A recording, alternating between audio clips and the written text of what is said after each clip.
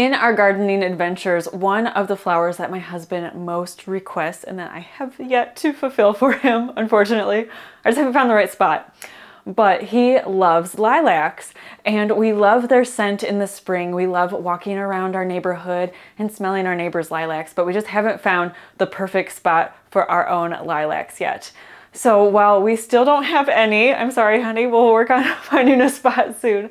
We still don't have any of our own to enjoy. I am excited to explore painting lilacs and creating that beautiful effect. Now, because there are so many different flowers within a lilac kind of cluster, it can be really intimidating, which is probably the reason why I haven't painted one yet. But today we're going to explore a couple different techniques. We're going to go kind of from super loose and get a little bit more realistic. Now, I'm not going to do anything hyper realistic today. If you'd be interested in seeing something like that, that's more along the lines of my realism painting, leave that in the comment section down below, and I will try to work up the courage to do that. Why do we have to use power tools right now? If you'd be interested in something like that, leave it in the comment section down below, and I will work up the courage to do that shortly after he finishes with his power tools.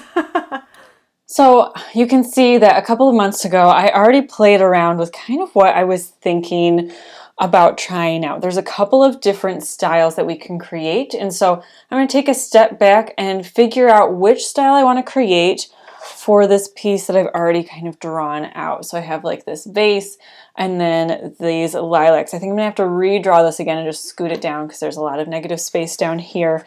But I think it will be a lot of fun to create this piece. But first, let's figure out exactly what we're doing. I would like it to be fairly loose, but there's a balance between the loosest of the loose, where there's not a lot of structure at all, and getting something that is more where there's drawn elements actually on there, or somewhere in between. Do I want to go darker? Do I want to go lighter? So because I did this a couple months ago, I'm gonna kind of work in this blank space and just kind of figure out again what it is that I want to do.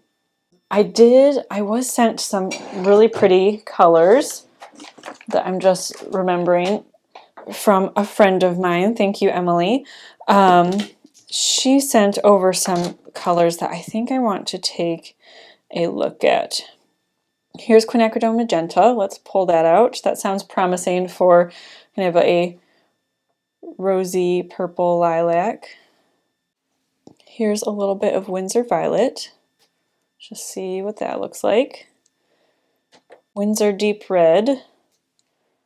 Ooh, I like that. This is a warmer tone, so of course I like that. A little bit of this turquoise tone to get those purpley tones. And then we have kind of that option of having something that's a little more blue tone and just really play with that. Let's get Imperial Purple by Daniel Smith. All right, and I'm just using a round paintbrush. I'm just going to pull to get kind of an idea of the colors that we've got. These are all very bright, and obviously I tend to work a little more muted, so we'll see.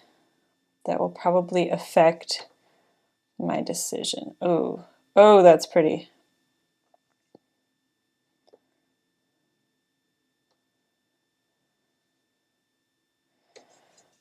Okay, right now I'm really loving the Imperial Purple and the magenta.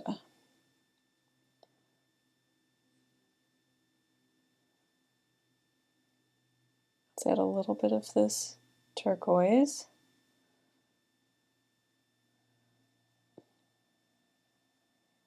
Those are all very cool tone, which we can warm it up with our greens, but what if we add a little bit of, I don't think that's cool. I do like it though. The Winsor deep red, really, it warmed it up just a touch. I do really like that. Okay, Imperial Purple. Let's do Winsor deep red.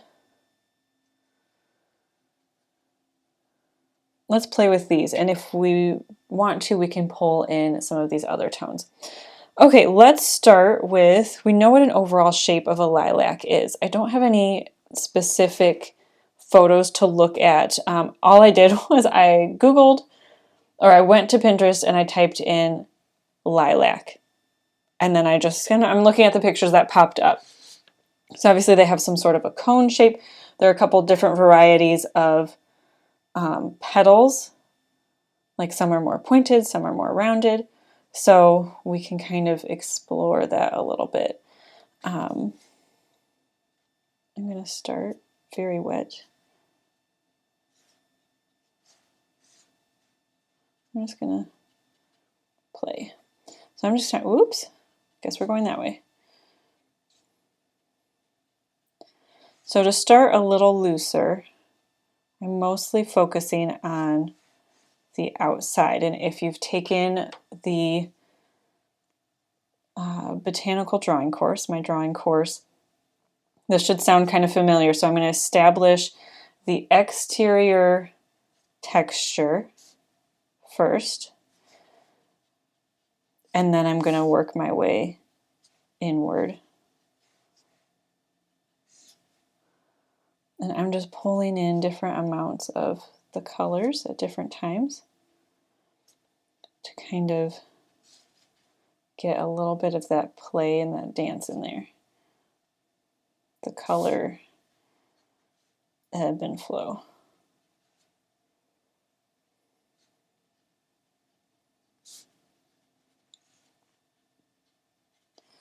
So this is obviously much looser than the way I normally work, kind of my default.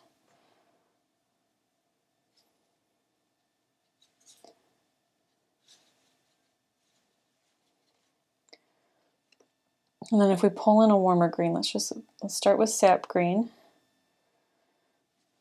We have that in here. They're nice broad petals.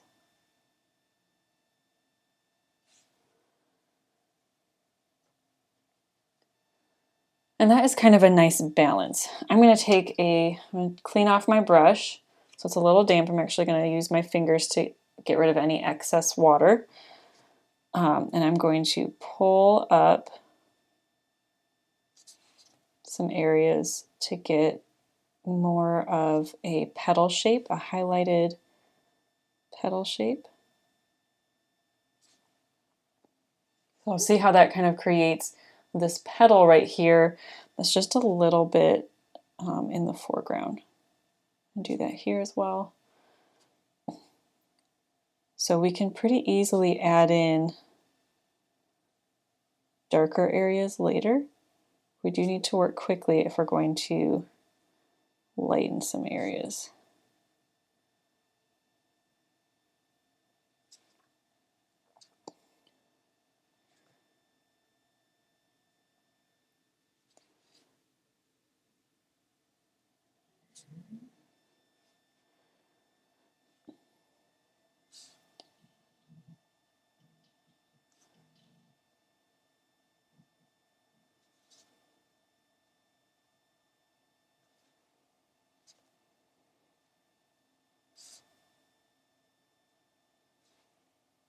So not all colors will allow you to do a lift.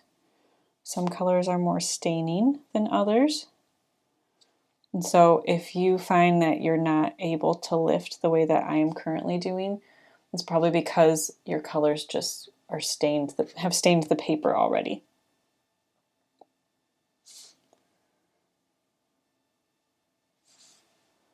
So, but I like that little bit of a ghost of a petal. Look, we've got a little bloom going on. That's okay. Let's make it work for us.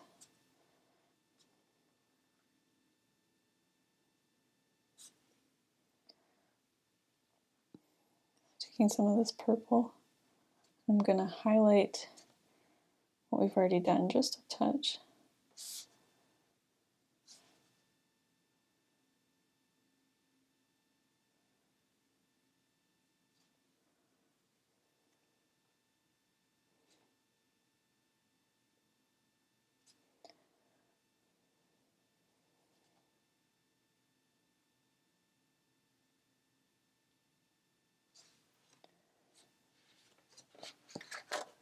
I don't know if you can see, that kind of gives it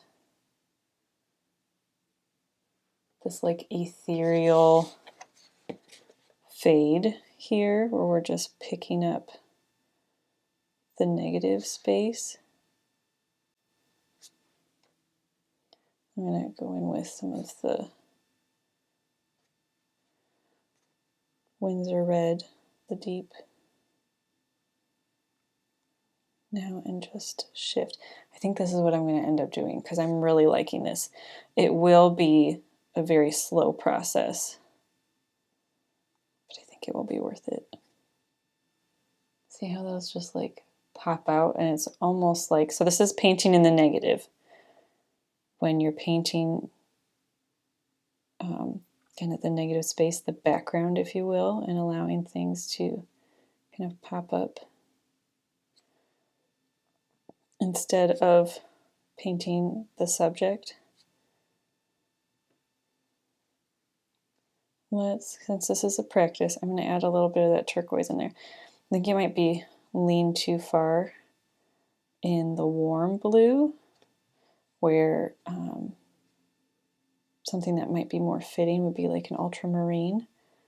But let's just kind of go for it and see if we like it. It might be a little too different, a little almost like unicorny. But I'm kind of excited. I've never had a color like that. It's not usually something that I would reach for. You know, painting my bedroom that color as a preteen, and after that I kind of swore it off. So while I might dress in that color, I don't usually paint with it.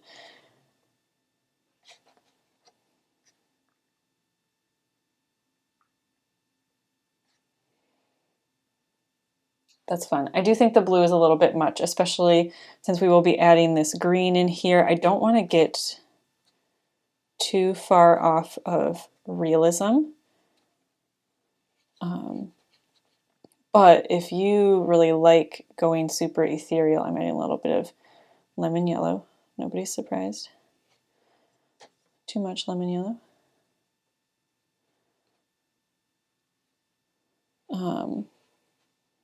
But if you tend to be a little more ethereal, a little more bold with your color choices, that turquoise would be an awesome option to add to these lilacs. I can definitely appreciate it, even if it's not quite my style enough to decide that that's what I'm going to do.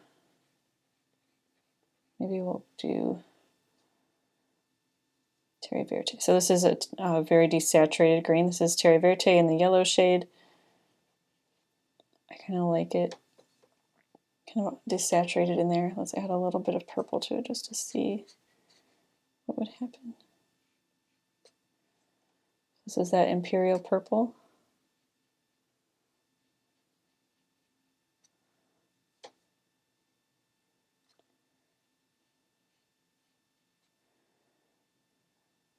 Kind of like that.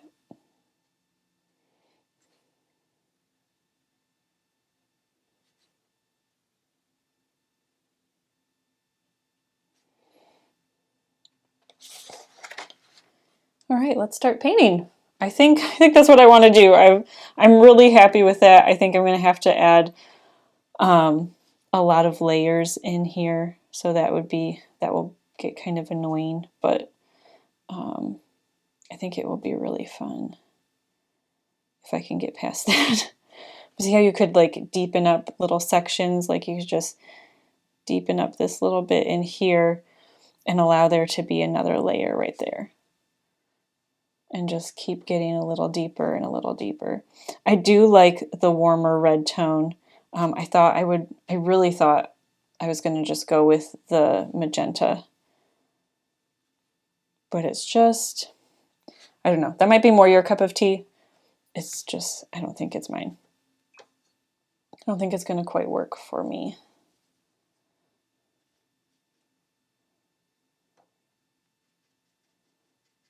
I like a little bit of the distinction. Like it's not a warm red by any means. It's just warmer than this. It's very similar to alizarin crimson. Alizarin Crimson is a little bit brighter, and you know what, a little bit warmer. Deep Scarlet is definitely warmer. So like this, I mean, I consider Deep Scarlet to be a fairly neutral red. I don't even know if you guys can see this, but this is something that that I study a lot and I get really excited about,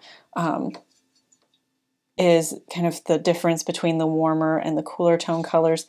Here is cadmium red. Again, something I would consider more of a warm tone. All right, so I'm going to get some fresh water and I'm going to move my drawing around, and we're going to start working on the actual painting. Welcome to round 2 of recording this. I got started and I got a little too ambitious. This is obviously way, way, way more realistic than what we just did with this just looser, more playful and ethereal style. I just got too involved. So let's stick with what we originally planned. I'm going to back up a little bit, and we're going to try this again. So I have these cone shapes drawn out. They're just like soft triangles, and they're just kind of pointed in the direction that I want the lilacs to go. So let's do it. So this is a little bit darker. This is how many times I've tried this, guys. This is a little darker, so they're kind of like this. So I have them kind of their tips pointed in whatever direction I want them to go, almost like kind of teardrops. So this is kind of what I'm working with right here. So I am going to pull out a different brush. So I'm pulling out my Princeton Neptune number 8. So this is a round brush. I had been working with my 6, and I think that was part of the problem. It's just much tighter than my other brushes. I might also pull in my 10, just if I start to get a little too tight, a little too quickly. Actually, let's just start with the 10, and we can tighten up a little bit if we need to. Can't remember what I said before. I'm going to be sticking with the Imperial Purple from Daniel Smith and Winsor Deep Red. So that's what I'm using for this, the bulk of this tutorial. I might dip into the Winsor Violet just a touch, but that's not the plan right now. So let's dive in, shall we? So I have a mixture of these two right here, but you can see, you might be able to see, it's kind of dividing a little bit, just a little bit. And we're getting a lot of blue from this Imperial Purple color. So let's just start the same way that we did. I'm going to just kind of figure out, I don't want to do too much at the top because I think I'm going to need to add that detail in just a little bit. And I'm making sure that I'm leaving some negative space in here. Let's get a better angle. Because down here, the negative space would be filled with the flowers that are in the background, where up here, it's going to be much more airy.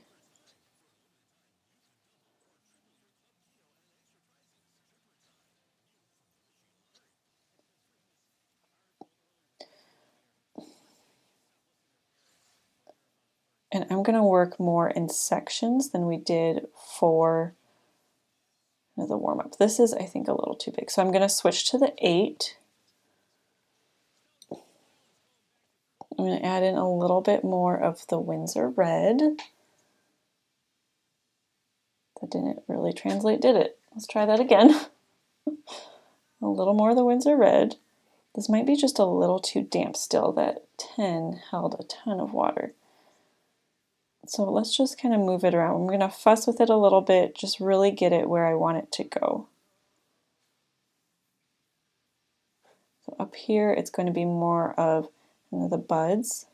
So I'm going to make sure we're nice and circular with the color of the pigment that we have down.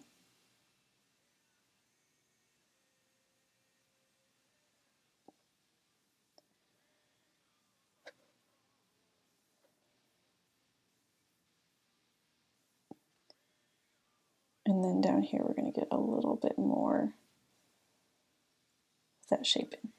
Okay, now I'm going to, other than closing up some of these holes, see how that blue is appearing?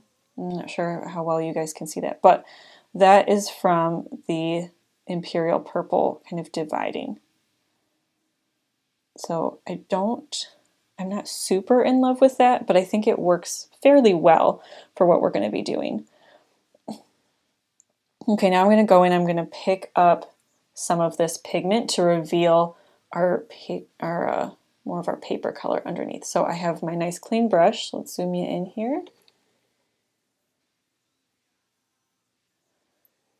And I'm going to kind of follow a shape. It's kind of a consistent path. Nothing too obvious.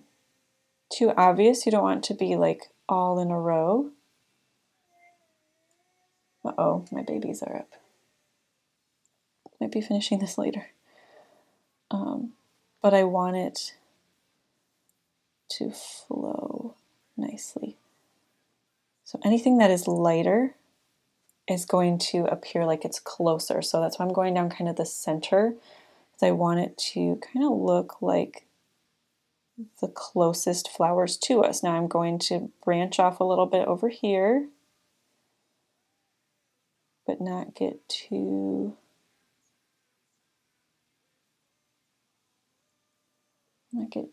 carried away.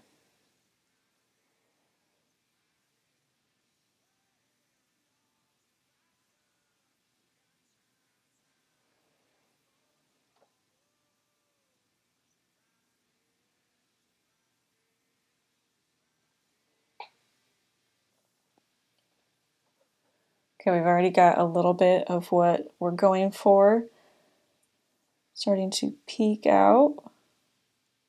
I'll let this overlap here. And I'm just going much slower than we did in our original test, just so I can make sure I'm getting some of the shapes that I want. That's why we're working on this section, one section at a time, and then we'll just make our way down. This is also a lot more wet than the other one was. Okay, I'm going to kind of polish this area off a little bit. It's just a little too pokey.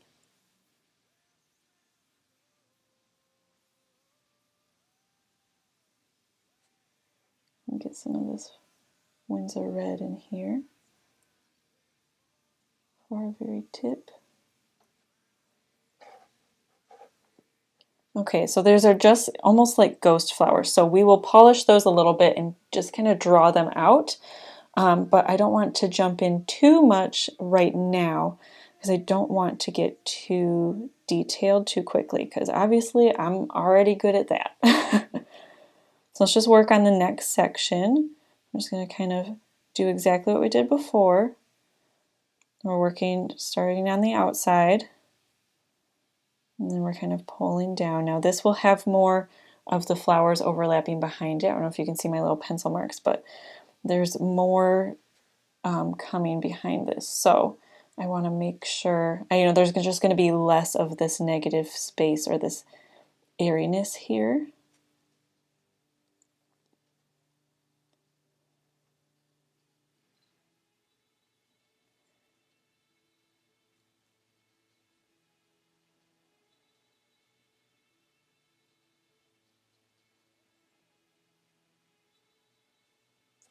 Get a little more purple. And then this section, I'm going to really water it down here because it will be bleeding into other flowers. So I want to be able to kind of decide later what direction I want that to go in.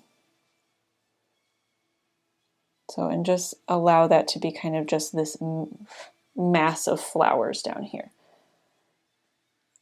I've cleaned off my brush. I'm going to do the same thing. So I'm going in dry or clean brush, and I'm going to just pull up kind of the contour or the outline of these little flowers. And I'm trying to make them nice and rounded. I'm also going to go up here because I kind of see this being a little bit lost. I'm still keeping my focus kind of on this interior area, but I'm kind of branching out to get some of these other spots on the lilac. Now, one thing I want to just mention is that you want to make sure that not all of your flowers look the same. It shouldn't be like, oh, you know, they all look like little stars. You want some of them to be kind of from the side. You want some of them to be irregular, kind of folded up a little funny, because it just looks more natural. It's not going to look, no flower looks exactly, no lilac with these little flowers all the way around are going to be all pointing in the same direction. There's going to be a lot of different movement and space happening. I'm going to go in now with a size 3 brush, and we're going to very carefully add some more depth. I'm going to focus mostly on the Windsor red with some of the Imperial purple in there, just because it feels a little heavy on the purple and the blues right now. So I think by adding a little bit more of the red, that'll help bring a little bit more purplyness into it. I liked kind of the bursts of red in our study. So I'm going to do just kind of some pure, not kind of, it is, there's just Windsor red. Is that what it's called? Windsor red deep on my brush right now to kind of get these shadows going. Get this negative space painted in there. But I am like I'm putting it over top of blue, so it's not going to be like, it shouldn't be anyway. I'm hoping it won't be too aggressive or surprising. I hope that it'll bring some nice interest to it. Going back to our more mixed tones, now that I know how to use it. It takes some practice to figure out how much water to use, how much paint to have on your brush where you're not reactivating the paint underneath, but you are adjusting the color. So if it takes a while for you to figure out, just spend some time with a scrap piece of paper, you know, like this one, something like this, where you just put some pigment down and you take a little bit of color on your brush and you're just practicing like, okay, how can I influence this color without reactivating what's underneath? How can I do this a lot with yellow. So like, let's say I wanted to make this just brighter. Taking this yellow, lemon yellow, and glazing that on top. Look how much brighter already that is compared to the leaf next to it. I'm going to do a little more.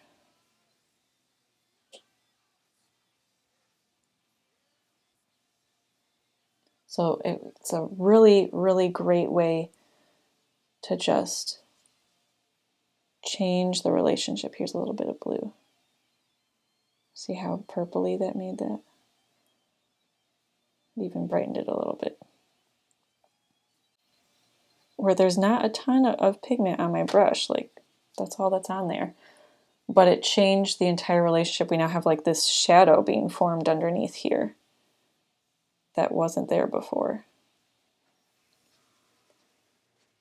All right, and that's how we're going to do all of these petals and all of these different flowers. Some will have as much dimension as this, especially if I want them to come forward, and some of them are going to be much softer and more delicate, and that will help them to go towards the back. So something that I want to go more towards the back will be a little bit softer like this. Let's do one like right here, just so I can show you quickly before I run out of memory on my camera. Show you quickly what it is that I'm talking about. So I'm going to take some of our mix again, and I'm going to just right here, let's get a little more. Here we go. Start with the same thing. So we've got our general shape.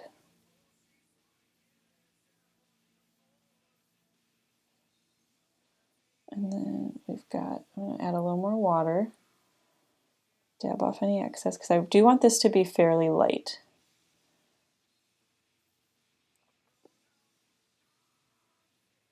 And allow that to kind of fade into here. Now I'm going to take some of this Windsor red, just a touch, so very watered down. I'm just going to kind of dab it in here. I'm going to do it along this side. So I'm not I'm being very intentional with where I'm placing it. And just allow that to kind of softly go into the background. Picking up a little bit, but instead of picking up shapes, you know, like individual flowers, I'm picking up kind of a mass, just to allow this to kind of slowly fade off.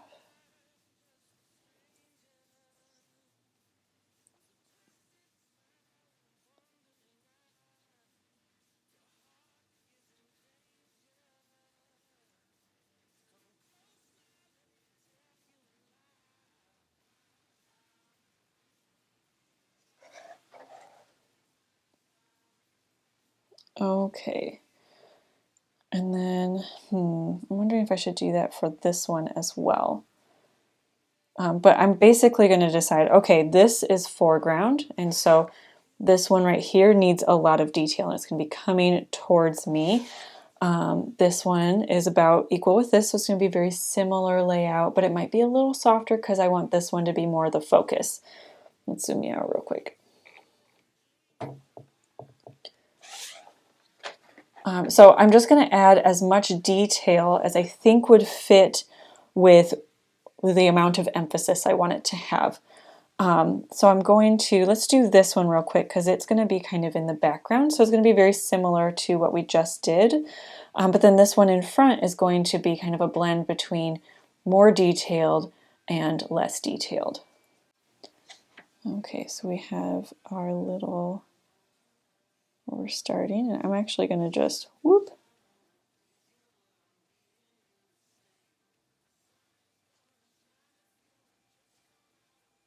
So sometimes that helps me, especially with something looser like this, to have kind of that direction to follow. And just like we were doing here, we're just finding the outside. If you need to look at a picture of an actual lilac to do this, please grab one. It's going to be so much more realistic if you're looking at something. And if you have trouble with this step, it probably means that you need to practice more of your drawing. So drawing is the key, the foundation of all art forms, including photography and sculpture. So if you're struggling in a certain area, you're struggling capturing details or understanding painting, the best thing you can do is work on your drawing. So I do have a free mini drawing course that I'll have linked down below. I always have it linked in the description for those of you who are interested in it. And then that will skyrocket not only your drawing abilities, will give you, I shouldn't say skyrocket, but it will give you kind of a jump start on increasing and getting better with your drawing. And I think that you'll find, I am confident you will find that it really gives you a boost in your painting abilities as well. Okay, so this one isn't necessarily in the background, so I'm not going to pick up just kind of the blob, but I am going to be more loose than this.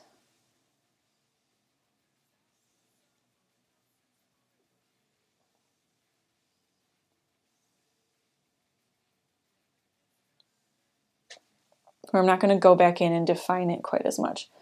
That's enough definition for me. It does help that it's still nice and damp without being too wet or too dry, so it's not going to kind of flood back in to that area. Let's add one here. And just a little bit up here. So just kind of pulling from the center. Might not necessarily have a super floral shape, but allowing it to kind of come and go This will help, especially with something that has a lot of detail or just a lot going on, like with lilacs. It can really help guide the viewer on what is most important and what to look at by having something that is less detailed and more detailed. So my viewer is going to look at this one and look at the ones in front. And they're going to know that those are in front just based on how much they can see and how much they can understand. And then they're going to kind of move down and move up. So it's that dance that you want to create. All right, so this is a little bit more of it done, and I'm not going to be able to show you most of the process just because of time and batteries, honestly, on my devices. So I just wanted to show you, so this is kind of like, this will be more of like the background, a little bit looser with some little details in there, depending on how this one comes about, which I'm hoping will be between this and this, kind of like this guy right here, where it'll be a little bit softer in value, but there will be more detail than over here. So I'm going to try and kind of merge the two of those. And then from there, I'll kind of add more detail if I need to. I'm trying to add as little detail as possible because I can kind of continue to add more on. There's going to be another one that comes here, which will be similar to this guy, maybe in between these two. And then one back here, which will be very soft like this one. And I'm just continuing with the same process, and all I'm doing is, if I want it to kind of come forward or have a little bit more attention or emphasis, I'm just adding more detail and adding more layers. And so I might need to add some more layers in here just to help pop it forward a little bit, but we'll just see how it goes. I did add this green in here. I just used sap green, and I added a little bit of like the purple tones in here and allowed it to bleed. I'm not super in love with it, but I do like that color, the color scheme with this very warm green and the cooler tones of these purples and blues, and then with the red as well. Okay, so same two colors. I have not really strayed, I don't think I've at all, I shouldn't say really. I don't believe I've strayed at all from the original colors that we picked.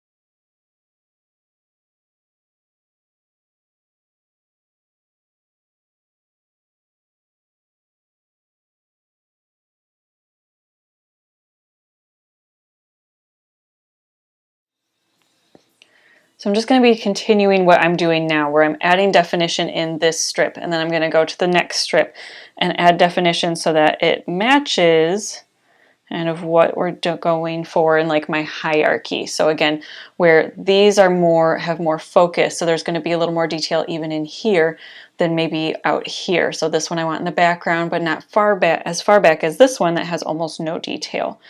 So I probably will end up going in and adding a little more definition to this piece, but I don't know yet. I'm not sure exactly how much. It might be just a couple little dots, or it might be quite a bit. So just kind of discovering it. That's one thing that I really like about the lilacs, is because there's just so much going on. You actually have a lot of freedom, which can be a little bit crippling and intimidating if you're like me and you just kind of like rules sometimes. But it can, it's one of those things that I think that this is a great option for beginners, because you get to kind of play around, and as long as you kind of have an idea for where, where like the flower shape might be. So see, like I just kind of make that flower pop out, where I can do another flower here, but it'll be kind of off the page a little bit more. or behind that leaf, tucked behind that leaf. So that's just what you're doing, is you're kind of defining these spaces and kind of discovering those flowers like we talked about yesterday, or earlier in this video, when I was filming yesterday, where we're just kind of discovering where the flower is, kind of like Michelangelo with his sculpture. Discovering the subject and finding it and then drawing it out.